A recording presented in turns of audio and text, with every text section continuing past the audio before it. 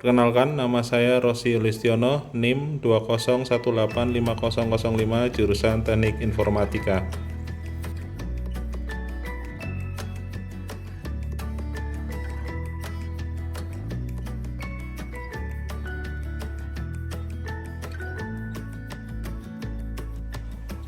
Skema struktur sistem pakar terdiri dari dua bagian pokok, yaitu lingkungan pengembangan atau development environment dan lingkungan konsultasi atau consultation environment. Lingkungan pengembangan digunakan sebagai pembangunan sistem pakar, baik dari segi pembangunan komponen maupun basis pengetahuan. Lingkungan konsultasi digunakan oleh seorang yang bukan ahli untuk berkonsultasi.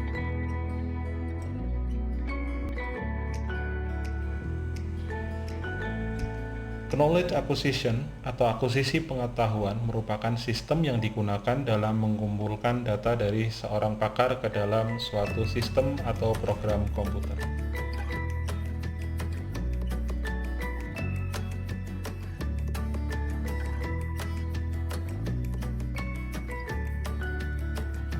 Fase pengembangan sistem pakar terdiri dari identifikasi, konseptualisasi, formalisasi, implementasi, kemudian evaluasi, dan pengembangan sistem.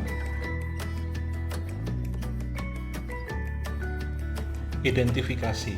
Tahap ini merupakan tahap penentuan hal-hal penting sebagai dasar dari permasalahan yang akan dianalisis.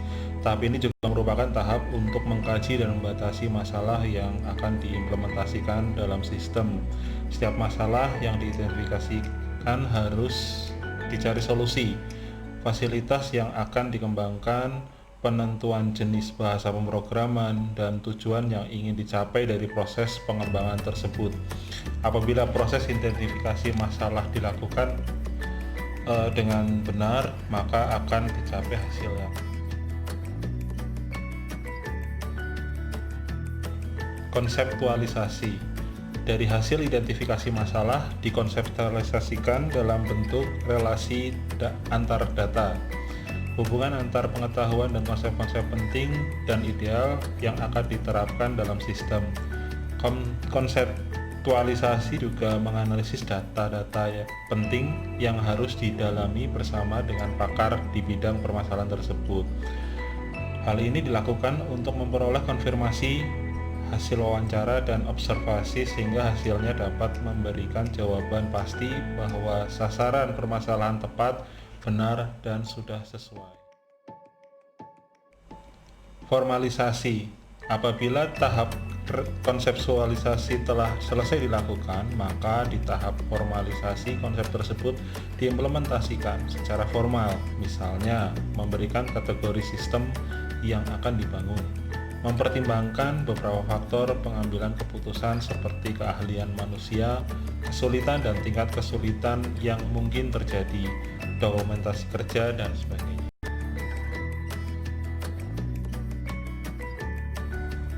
Implementasi. Apabila pengetahuan sudah diinformalisasikan secara lengkap, maka tahap implementasi dapat dimulai dengan membuat garis besar masalah, kemudian memecahkan masalah ke dalam modul-modul.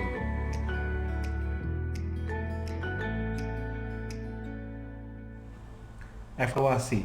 Sistem pakar yang selesai dibangun perlu untuk dievaluasi untuk menguji dan memunculkan kesalahannya. Hal ini merupakan hal yang umum dilakukan karena suatu sistem belum tentu sempurna. Setelah selesai pembuatannya hingga proses evaluasi diperlukan untuk menyempurnakannya.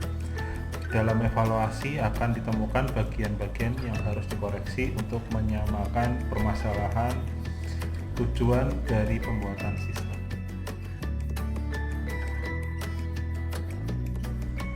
Pengembangan sistem diperlukan sehingga sistem yang dibangun tidak menjadi usang dan investasi sistem tidak sia-sia.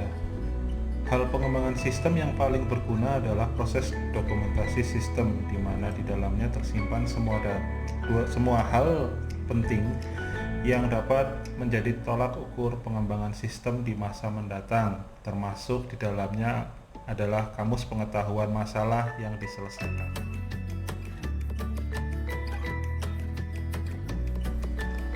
Modul-modul dalam sistem pakar.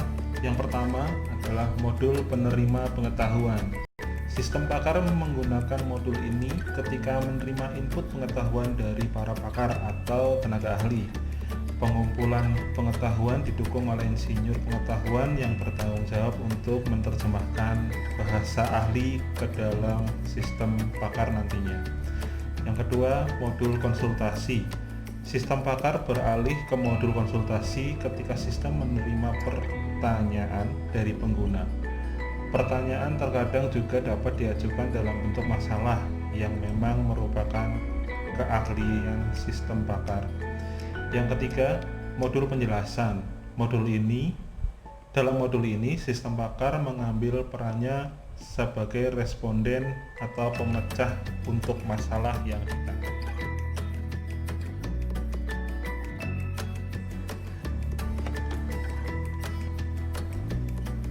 Metode inferensi dalam sistem pakar. Ada dua metode umum penalaran dalam sistem pakar, yaitu backward chaining dan forward chaining. Backward chaining suatu penalaran di mana konklusi yang didapat berkebalikan dengan hipotesis. Potensial konklusinya mungkin akan terjadi atau terbukti karena adanya fakta yang mendukung akan hipotesis tersebut. Kemudian forward chaining, suatu penalaran yang dimulai dari fakta untuk mendapatkan kesimpulan dari fakta tersebut.